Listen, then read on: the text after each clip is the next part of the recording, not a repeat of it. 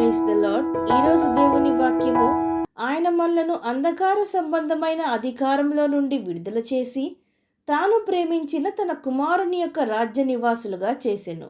కొలస్సీలకు రాసిన పత్రిక 1వ అధ్యాయము 13వ వచనము.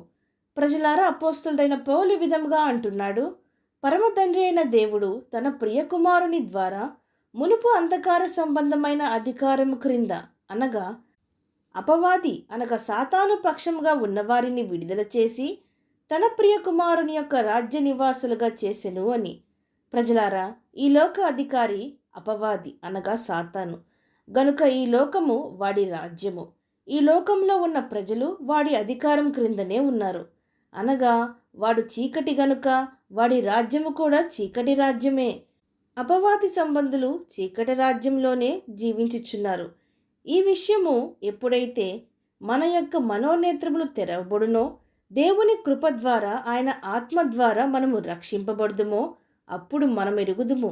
అప్పుడు మనము ఈ లోకము నుండి వేరై జీవించుదుము. మనము ఎంత మాత్రము అపవాది సంబంధులము కామని, మనము క్రీస్తు వారమని ఎరుగుదుము. ఈ లోకపు వారికి మనకి ఎంత మాత్రము పొత్తు లేదు. కానీ ఈ లోకంలో మనము ఉన్నంత వరకు మనము జీవించాలి కదా. ప్రభువు మనల్ని వచ్చి ఆయన రాజ్యంలోనికి తీసుకుని వెళ్ళే వరకు, లేక ఆయన రాజ్యంలోనికి మనము మరణించిన తరువాత చేరేంత వరకు మనము ఈ భూలోకంలో యాత్రికుల వలె నివసింపవలెను. ఎందుకనగా మన పౌరస్థితి పరలోకమునందు ఉన్నది. అక్కడ నుండి మన ప్రభువైన యేసుక్రీస్తు అని రక్షకుని కొరకు ఎదురుచూచూ ఉన్నాము.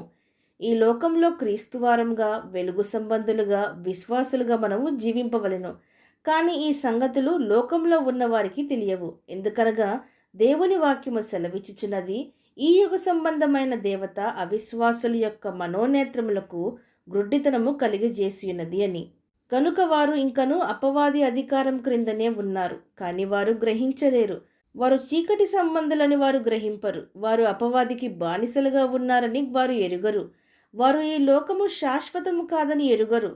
మునుపు మనము కూడా అలాగుననే ఉంటిమి. కానీ ఇప్పుడు దేవుడు మనల్ని అట్టి దుష్టత్వం నుండి విడుదల చేసి, అట్టి బానిసత్వం నుండి విడుదల చేసి, అపవాది అధికారం నుండి, వాడి రాజ్యం నుండి విడుదల చేసి, చీకటి నుండి విడుదల చేసి, ఇదిగో తన ప్రియ కుమారుడైన తేజోవాసి అయిన నిత్య జీవము గల యేసుక్రీస్తు ప్రభువు యొక్క రాజ్యమునకు వారసులుగా, నివాసులుగా చేసెను. ఈ లోకంలో మనము క్రీస్తు రక్తంలో కడుగబడితే, ఆయన నిబంధన రక్తంలో పాలిభాగస్థలమైతే, విశ్వాసము ద్వారా ప్రభువు బిడ్డలమైతే, ఇక చీకటికి గాని, పాపమునకు గాని, అపవాదికి గాని, ఈ లోకమునకు గాని మన మీద ఎంత మాత్రము అధికారము లేదు, చోటు లేదు. ఎందుకనగా మనము క్రీస్తు రక్తము చేత ముద్రింపబడితిమి.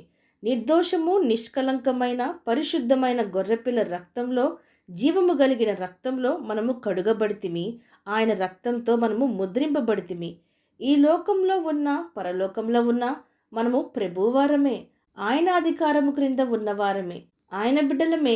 ఆయన రాజ్య నివాసులమే. అవును అన్నవారు నాతో పాటు ప్రార్థనలో ఏకీభవించండి. ప్రార్థన. పరిశుద్ధుడా, ప్రేమగల తండ్రి, ఈరోజు మీరిచ్చిన ఈ వాక్యమును బట్టి మీకు స్తోత్రములు దేవా. మా మనోనేత్రములు తెరిచి ఈ లోకంలో నుండి మమ్మను ప్రత్యేకపరుచుకొని, ఏర్పరచుకొని, మీ బిడ్డలుగా, మీ రాజ్య వారసులుగా, మీ రాజ్య నివాసులుగా, మీ సొత్తైన ప్రజలుగా, మీ పరిశుద్ధ జనంగా మమ్మను మార్చుకున్న యేసయ్య, మీకు వందనములు, స్తోత్రములు తండ్రి.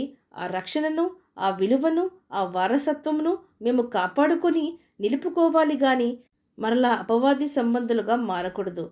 అలాగున మేము దిగజారిపోకుండానట్లు మమ్మను అంతము వరకు పట్టుకుని నడిపించమని ప్రార్థిస్తూ, సమస్త మహిమాగంతులు మీకే చెల్లిస్తూ, ప్రభువైన యేసుక్రీస్తు నామం పేరట అడిగి వేడుకొంచున్నాం పరమ తండ్రి. ఆమేన్.